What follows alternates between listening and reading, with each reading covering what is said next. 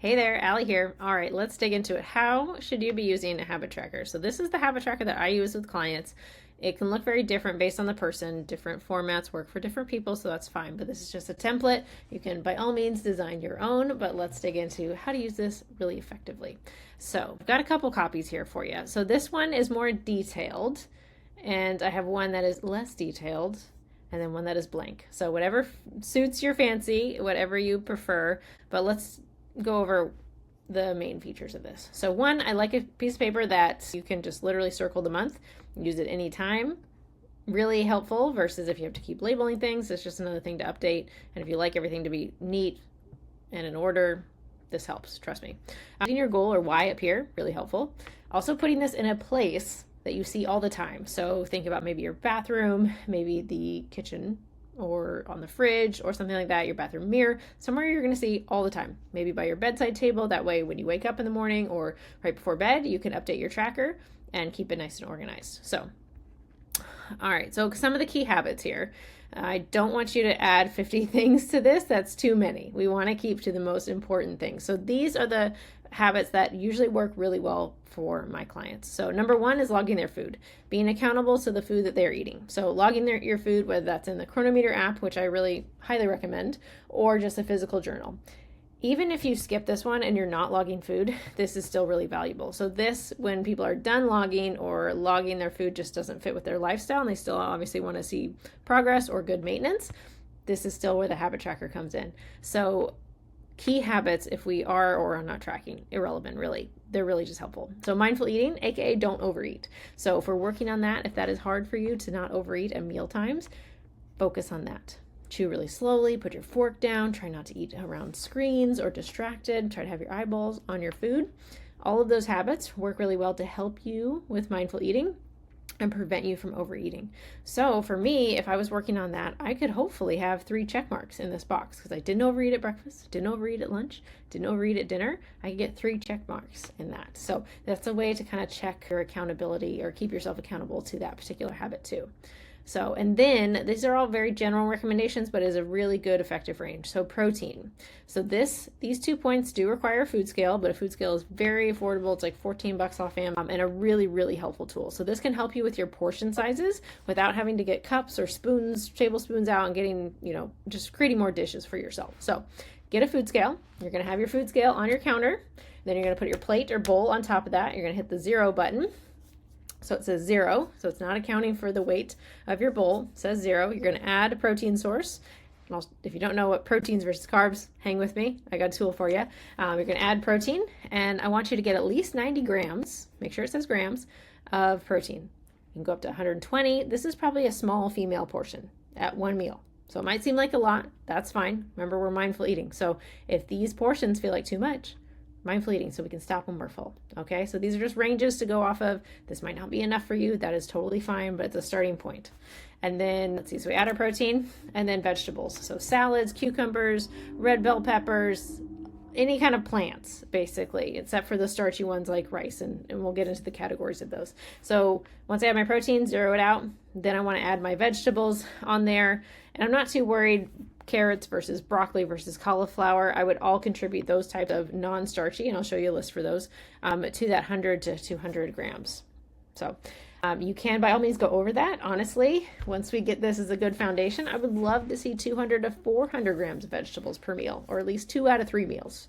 Always working with the majorities here. We don't need to be perfect with anything, but if you can get hit this protein and vegetable target for 2 out of 3 meals, you're probably doing pretty good. So start with that. Be a little realistic. You can write that on here, 2 out of 3 meals per day. And hopefully you get a check mark, right? Even if it's just 1, write that down. Give yourself credit for the work that you do, and it will build. It might be hard to start that way, but towards the end of the month, you'll start seeing some more consistency. Walking for 15 minutes. If you're not already walking, if you have a really sedentary job, walking is huge. So make sure you're walking on a regular basis. I love this as a daily habit. It's great for stress reduction. If you are a regular walker and you just want to keep track of your activity, steps is a great way to do that. So mark down your steps each day. How many steps are you getting? And so you can kind of see where your baseline's at. If you're not seeing the progress that you want, you can increase from there. But let's check those boxes. 30 minutes of exercise. That could be another walk. So if you're taking a rest day from the gym, maybe you go for a short walk in the morning and a longer walk in the evening, whichever. But I really want people to move 2 times a day, whatever variation that looks like. So intentional movement is what I class as exercise. So walking, yoga, weightlifting, CrossFit, swimming, all of those count. Water.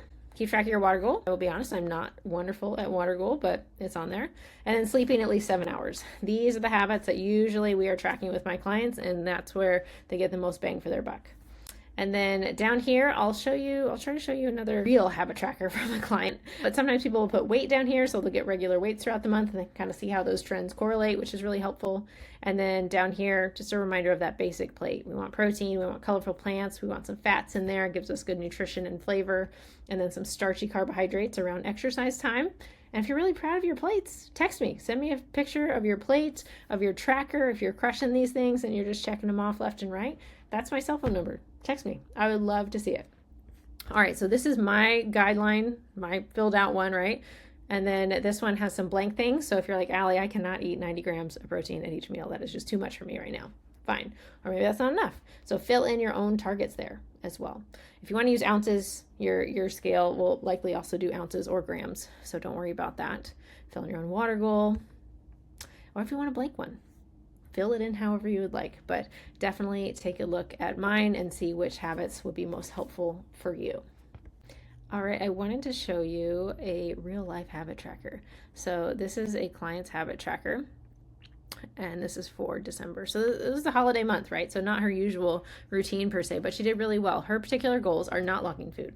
She's logged her food for a really long time, but we're kind of in the lifestyle portion where we don't need to track that quite as much. She's in a really good routine. She knows what to eat. She's just got to eat it. Right? So instead of logging her food, we are focusing on protein at 2 out of 3 meals. A significant source. She's got good portion sizes, good amount of protein at 2 out of 3 meals. And she did that almost the whole month. Vegetables, 1 cup vegetables. So she's using cups instead of grams. It's fine. I do prefer grams. If you haven't done that before using a food scale, she has in the past. 1 cup of vegetables. That's close to about 120 grams of weight in vegetables at 2 out of 3 meals.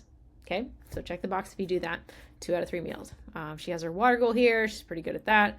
Exercise or walking. She increased her walks to 30-minute walks. Great. Exercise. She's doing yoga Monday, Wednesday, Friday. So she knocks those days out, right? Sleeping is pretty good. She has her breakfast on here. She's tracking her digestion and then her weights. So Monday weights. She weighs in every Monday. And look, very, very good progress. It's honestly really good if you can lose half a pound.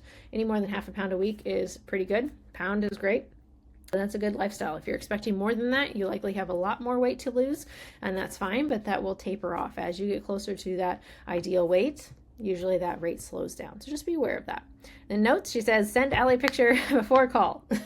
So before your call, make sure you send this in and brag, and so I can see all your progress here. So if there's any other notes, like, had really bad heartburn on this day or whatever, it's a great spot to put notes in there. Okay. All right, so hopefully that answers most of your questions. Fill it out, print it out, maybe print a couple so you can be ready for the next couple months. But I hope that helps you get started.